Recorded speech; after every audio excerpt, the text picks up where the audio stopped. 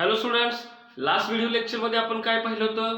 Work done, that is a pressure volume type of work किंवा work done in a isothermal irreversible process. आज आपल्याला एक नवीन concept बघायचा आहे. What is the name of concept? That is a maximum work. बघा, name itself indicates maximum वर्कचा अर्थ काय असू शकतो? जास्तीत जास्त वर्क होणं. आता एक आयसोथर्मल रिव्हर्सिबल प्रोसेस बघितली आपण. आयसोथर्मल म्हणजे काय? ज्याच्यामध्ये टेम्परेचर कॉन्स्टंट राहतं. रिव्हर्सिबल म्हणजे काय? की ज्याच्यामध्ये काय होत असतं? रिव्हर्सिबल म्हणजे ड्रायव्हिंग फोर्स आणि अपोजिंग फोर्स इन्फायनिटिसिमल अमाऊंट काय असतात? वेगळे असतात. ड्रायव्हिंग फोर्स थोडासा जास्त असतो. मग हा ड्रायव्हिंग फोर्स म्हणजे काय? अपोजिंग फोर्स म्हणजे काय? मग ही रिव्हर्सिबल प्रोसेस होते कशी? त्याच्यामध्ये मग वर्क डन मॅक्सिमम होतं कसं आपल्याला हे बघायचं आहे. आता काय करूया सांगतो. आपण वर्क डनच्या फॉर्म्युल्यानुसार जाऊया. आपला वर्कचा फॉर्म्युला काय? लास्ट लेक्चरला घेतलेला वर्कचा फॉर्म्युला असा होता, W is equal to minus PEX into delta V. बघा, टर्म्स आठवतात का? What is a PEX? PX म्हणजे external pressure. What is a delta V? Change in a volume. मग आपण काय केलं होतं बघा, जरा जस्ट थोडस आठवा तुम्ही. लास्ट लेक्चरला आपण असा एक सिलेंडर घेतलेला होता. ह्या सिलेंडर मध्ये आयडियल गॅस भरलेला होता. ह्या सिलेंडरला आपण एक पिस्टन जोडला होता, जो वेटलेस, फ्रिक्शनलेस, मुव्हेबल पिस्टन होता. आणि आपण काय केलेलं होतं? ह्या पिस्टनवर वरून असं मास ठेवलं होतं. हे मास ठेवलं होतं म्हणून वरून आपण काय केलं होतं? एक्सटर्नल प्रेशर दिलं होतं. ह्या पिस्टनला खालून पण प्रेशर होतं. हे प्रेशर कोणाचं होतं? C this is the pressure of a gas. हे जे खालून होतं, C this is the pressure of a gas. मग हा गॅस एक्सपांड झाला, डब्ल्यू ची व्हॅल्यू निगेटिव्ह आली, वर्क डन हे झालेलं आहे. आपण वर्क डन इन व्हॅक्यूम किंवा फ्री एक्सपान्शन पण पाहिलेलं आहे. फ्री एक्सपान्शन म्हणजे काय? तर फ्री एक्सपान्शन म्हणजे जिथं PEX ची व्हॅल्यू 0 असते, त्या कंडिशन मध्ये वर्क डन किती असतं? Work done is 0 for free expansion. आपण कालच्या लास्ट व्हिडिओ लेक्चर मध्ये पाहिलेलं आहे. आता तिथूनच पुढे आपण आपली जर्नी सुरू करूया. बघा, समजा या पिस्टनवर किंवा या गॅसवर वरून बाहेरून एक्सटर्नल प्रेशर 0 असेल, तर हा गॅस आपोआप एक्सपांड होणार नाही. ह्या गॅसला, ह्या सिस्टमला कुठलंही वर्क करावं लागणार नाही, जेणेकरून हा एक्सपांड होतो आपोआप होईल. वर्क डन विल बी 0. स्वतः काही त्याला काम करावं लागणार नाही. परंतु समजा एक काम करूया. आता वर्क PEX 0 आहे. बघा, आता PEX इज इक्वल टू 0 असेल तर W इज इक्वल टू 0 येते. आता हे एक्सटर्नल प्रेशर आहे. PEX 0 आहे समजूया. आता चलो, एक्सटर्नल प्रेशर 0 आहे. आता PEX थोडंसं वाढवूया, म्हणजे ह्याच्यावर आपण एक वेट ठेवूया. एक्सटर्नल प्रेशर थोडंसं वाढवलं की ह्या गॅसला एक्सपांड होण्यासाठी, आता थोडंसं वरून विरोध झाला. वरून काय झाली? वरून प्रेशर वाढलं की खालून गॅसला एक्सपांड होण्यासाठी काय करावं? थोडं काम करावं लागेल. म्हणजे आपण ही PEX ची व्हॅल्यू थोडीशी वाढवली की थोडं वर्क डन करावं लागेल. मी PEX ची व्हॅल्यू अजून वाढवतोय. आता PEX ची व्हॅल्यू काय झाली? अजून वाढली. थोडंसं जास्त वर्क करावं लागेल. ह्या गॅसला एक्सपांड होण्यासाठी काय करावं लागेल? काम जास्त करावं लागेल. ह्या सिस्टमला वर्क डन जास्त करावं लागेल. मी एक्सटर्नल प्रेशर अजून वाढवतो, वर्क डन अजून वाढेल. मी एक्सटर्नल प्रेशर अजून वाढवतो, वर्क डन अजून वाढेल. एक्सटर्नल प्रेशर जेवढं वाढवाल तुम्ही, तुमचं वर्क डन काय होत जाणार आहे? वाढत जाणार आहे. आणि एक वेळ येईल, समजा हे एक्सटर्नल प्रेशर हे गॅसच्या प्रेशर पेक्षा जर जास्त झालं तर काय होणार आहे? प्रोसेस रिव्हर्स होणार आहे. म्हणजे हा जो आपला पिस्टन आहे तो काय होणार आहे? खाली यायला सुरुवात होईल. परंतु कधीही एक्सटर्नल प्रेशर हे गॅसच्या प्रेशर पेक्षा जास्त नसतं. प्रोसेस रिव्हर्स करायची नाही.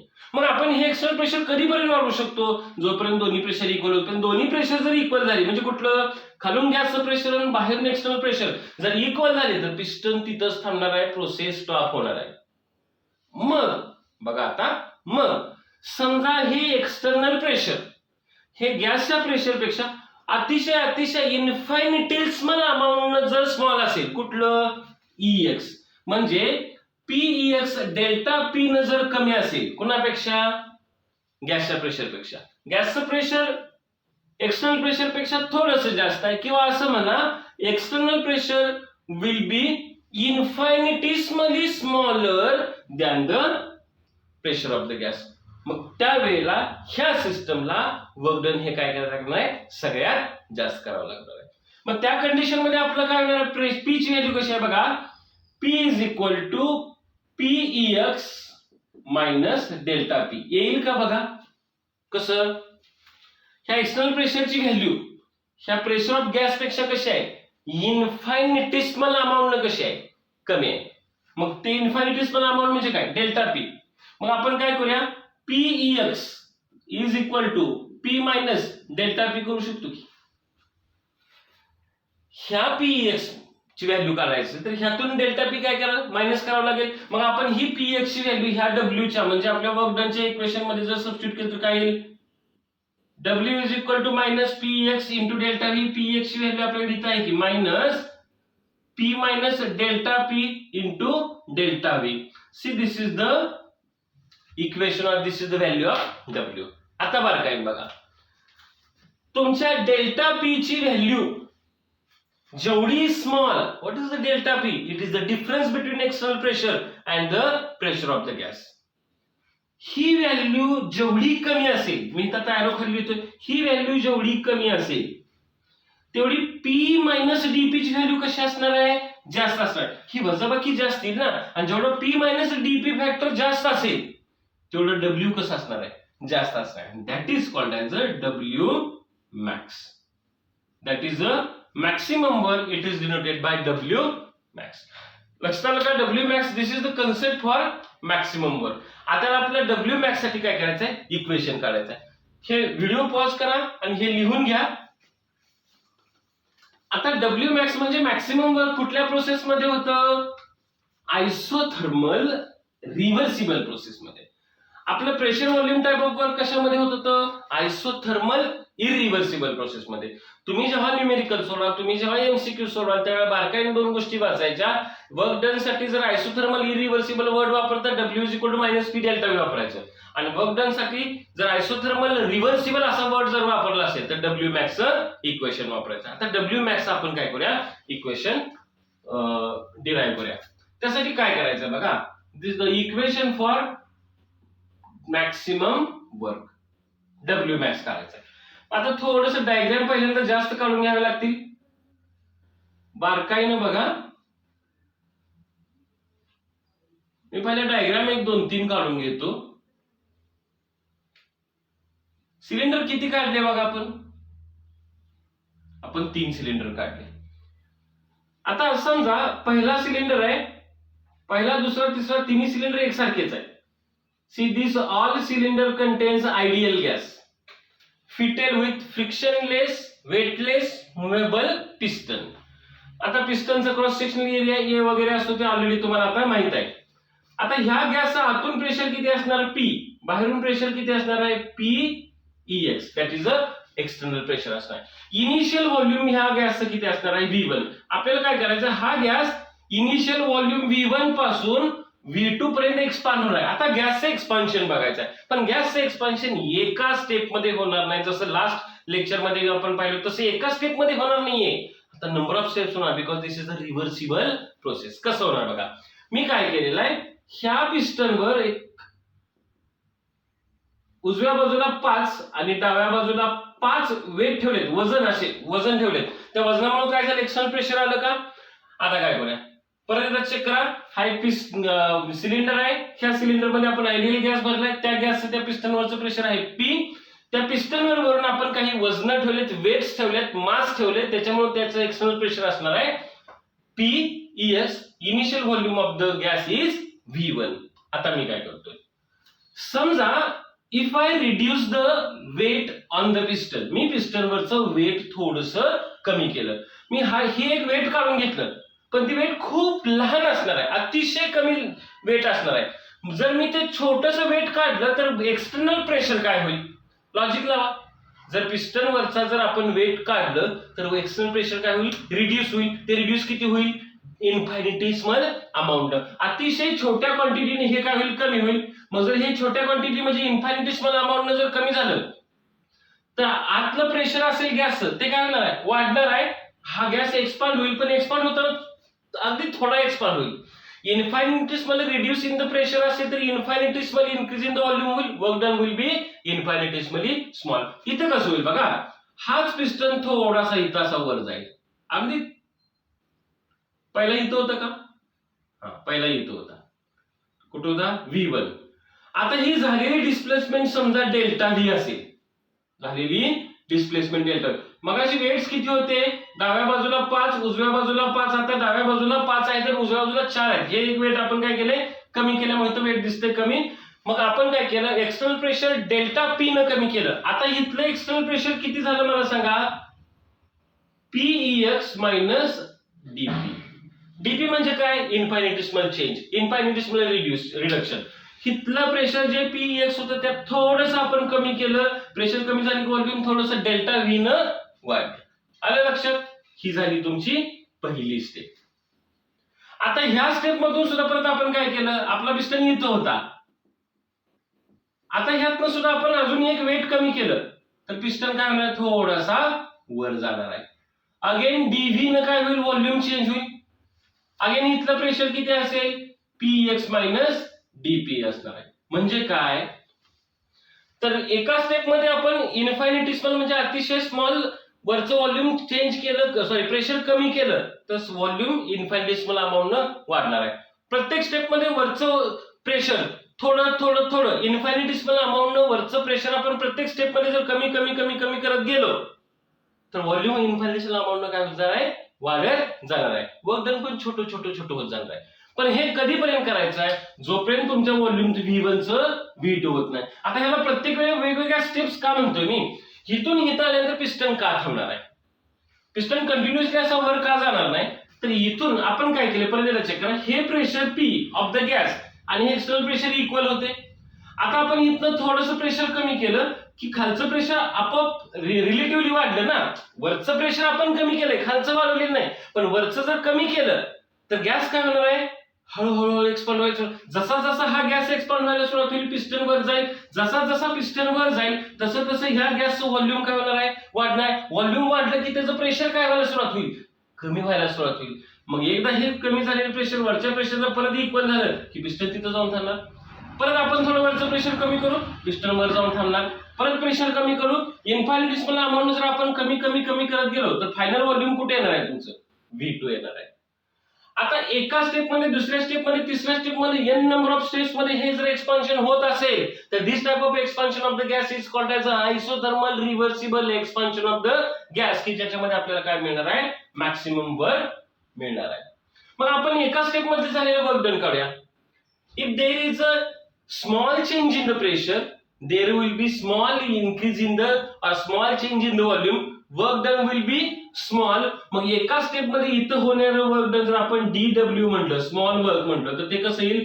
Minus PEX into delta P. बरोबर आहे का? आता इथलं PEX व्हॅल्यू आपण मगाशी बघितलेली आहे, ती किती असते? Minus P minus DP into DV. ही व्हॅल्यू आपण इथे घेतली होती, आठवते का? P minus d p. ह्या डीव्ही ना मल्टिप्लाय करूया, काय आलं? Minus PdV plus d p into d v. What is a d p? Small change in pressure. What is a d v? Small change in volume. मग जर small change in pressure into small change in volume, दोन small संख्येचा, दोन छोट्या संख्येचा गुणाकार, दोन छोट्या संख्येचा प्रोडक्ट काय येतो? आणखीन कमी येतो. इन्फायनिटिसमल अमाऊंट ला जर इन्फायनिटिसमल अमाऊंट जर मल्टिप्लाय केलं तर येणारं आन्सर अतिशय कमी असतं. हे आपण निग्लिजिबल समजू. मग आपलं एका स्मॉल स्टेप मध्ये होणारं वर्क डन काय आलं? DW is equal to PdV. काय आलं तुमचं? DW is equal to P into DV. हे एका स्टेप मध्ये इथं झालेलं वर्क डन काढलं आपण. आता आपल्याकडे n नंबर ऑफ स्टेप्स आहेत. मग सगळ्या स्टेप मध्ये टोटल झालेलं वर्क डन कसं करायचं? तर सगळ्या स्टेपला काय करूया आपण? इंटिग्रेट करूया का? मग आपण असं करूया का? इंटिग्रेशन घेऊया का आपण? कसं इंटिग्रेशन घेणार? Integration of DW from initial step to कुठं? Final step is equal to काय येणार? ह्याचं पण इंटिग्रेशन घेऊया का? Minus integration from V1 to V2 of काय आपलं इक्वेशन? PdV. बरोबर आहे.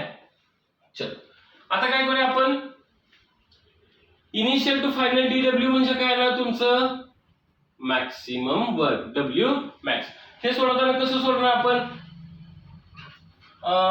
आयडियल गॅस इक्वेशन नुसार सोडूया का. डब्ल्यू मॅक्स इज इक्वल टू काय आलं, minus integration from V1 to V2 of P dV. मग काय येणार आहे, PV is equal to NRT नुसार, PV is equal to NRT नुसार. Just minute.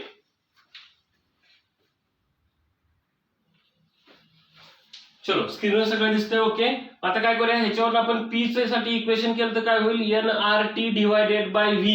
Ideal gas equation म्हणून काढलं आपण, ही प्रेशरची व्हॅल्यू इथं सबस्टिट्यूट केली तर आपलं काय येणार आहे, डब्ल्यू max is equal to minus the integration from V1 to V2 of minus घेतले ऑलरेडी. काय येईल बघा, हे NRT into d v by v. आता हे जे व्ही इथं होतं ते फक्त लिहिताना आपण थोडस डिस्टन्स ठेवून पुढे लिहिलेलं आहे. आता what is n, n is the number of moles of gas. हे व्हिडिओ पॉज करून लिहून घ्या, मला जागा पाहिजे म्हणून हे इथं मी रब करतोय. बघा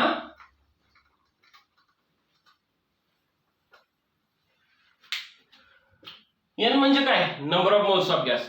गॅस एक्सपांड झाला, गॅसचं व्हॉल्यूम वाढलं म्हणून त्याच्यामधल्या मोलेक्युलची आणि ऍटमची पार्टिकलची संख्या बदलणार आहे का नाही, म्हणजे एन कॉन्स्टंट राहणार. What is r, r is the universal gas constant. What is the t, t is the temperature. Temperature पण इथं कॉन्स्टंट का असणार, because the process is a isothermal process.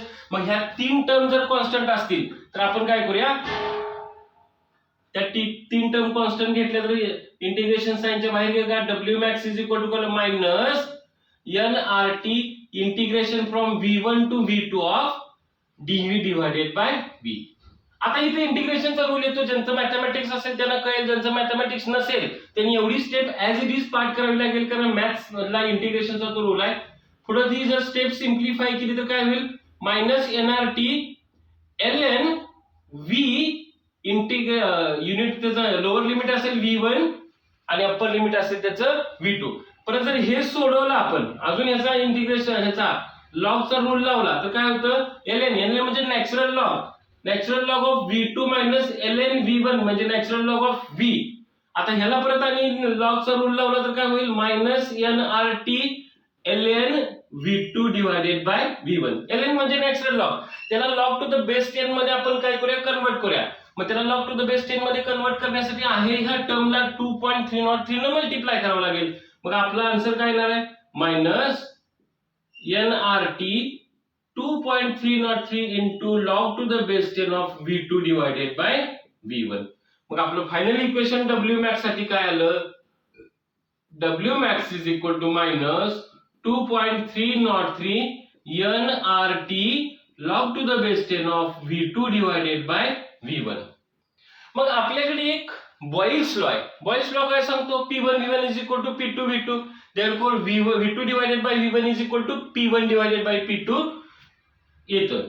आपण कुठं पाहिलेलं आहे, 11वी मध्ये स्टेट्स ऑफ मॅटर मध्ये झालेला आहे. Minus 2.303 NRT log to the base 10 of P1 divided by P2. See, these are the two equations की ज्याच्याशी रिलेटेड न्यूमेरिकल्स किंवा एमसीक्यूज तुम्हाला विचारली जाऊ शकतात. आणि C this is the formula for W max. आता डब्ल्यू मॅक्सच्या फॉर्म्युल्यामध्ये आपण काय काय काढलं, तर डब्ल्यू मॅक्स मध्ये आपण काय बघितलं, वर्क डन कशा, डब्ल्यू मॅक्स म्हणजे मॅक्सिमम वर्क कुठल्या प्रोसेस मध्ये होतं हे सगळ्यात महत्वाचं, आयसोथर्मल रिव्हर्सिबल प्रोसेस मध्ये. मग आयसोथर्मल रिव्हर्सिबल प्रोसेस मध्ये हे जर डब्ल्यू मॅक्स होत असेल तर तिथे गॅसचं एक्सपान्शन होते का कॉम्प्रेशन होते, एक्सपान्शन होते. एक्सपान्शन होते म्हणजे डब्ल्यूची व्हॅल्यू निगेटिव्ह आली का. आपण हे तिसरं लेक्चर आहे ज्याच्यामध्ये आपण पाहतोय की डब्ल्यूची व्हॅल्यू निगेटिव्ह कधी घ्यायची, जर गॅसचं एक्सपान्शन असेल तर डब्ल्यूची व्हॅल्यू कशी येणार आहे, निगेटिव्ह येते का. V2 V1 काय आहे, final volume, initial volume. What is P1 P2, initial pressure, final pressure. तुम्हाला न्यूमेरिकल विचारताना व्हॉल्यूमच्या टर्म मध्ये विचारतील किंवा प्रेशरच्या टर्म मध्ये विचारलं जाईल. आलं लक्षात. जर कुठल्याही पद्धतीत विचारलं तर तुम्हाला हे लिहिता आलं पाहिजे. आता काय करायचंय, प्रिव्हियस इयर एखादा क्वेश्चन घेऊया का आपण. बघा, व्हिडिओ पॉज करा, हे डेरिव्हेशन लिहून घ्या, ह्याच्याशी रिलेटेड एक दोन एमसीक्यूज प्रिव्हियस इयरला विचारले ते आपण लिहून घेऊया. चलो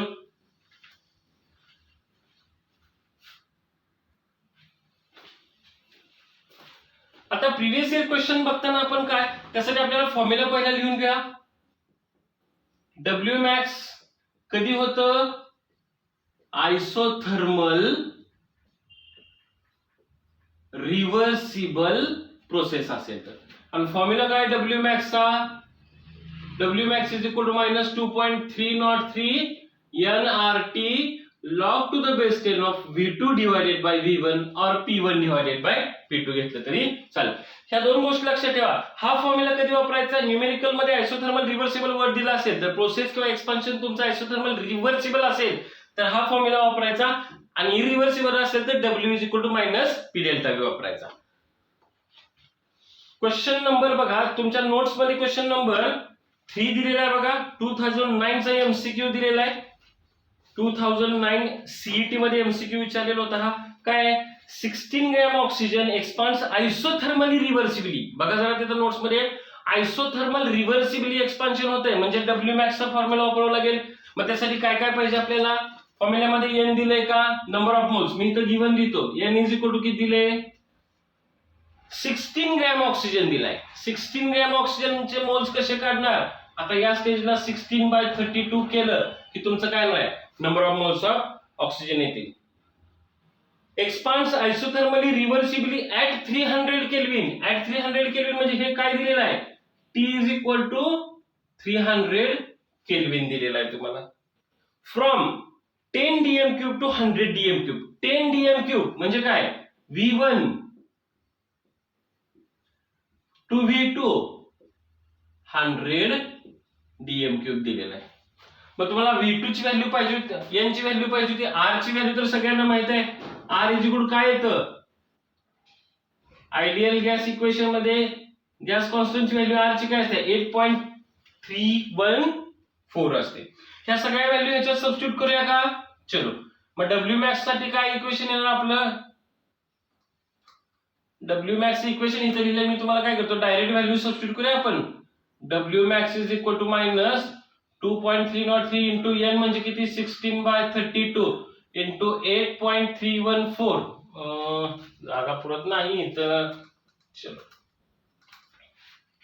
इथं खाली लिहूया. W max is equal to minus 2.303 into n म्हणजे किती?